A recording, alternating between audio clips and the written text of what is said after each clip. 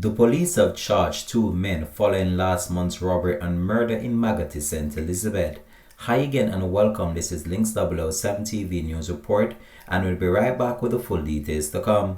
Welcome to Links 007 TV News Report, providing you with the best in local and international news updates.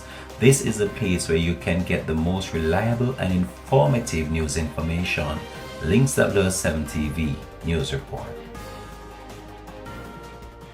Welcome back and thanks for joining us. This is Links 007 TV News Report.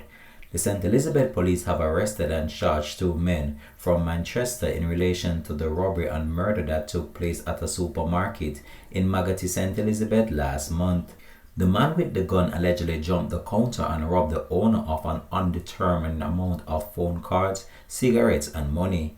During the robbery, 62-year-old Agri Atkinson, a businessman of Russell Hill District, St. Elizabeth, was shot and killed. The man then escaped in a waiting motor car.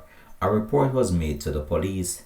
30-year-old electrician Romano Smile and 35-year-old chef Sean Reed are both charged with murder, conspiracy to commit murder, robbery with aggravation, possession of a prohibited weapon, and unauthorized possession of ammunition.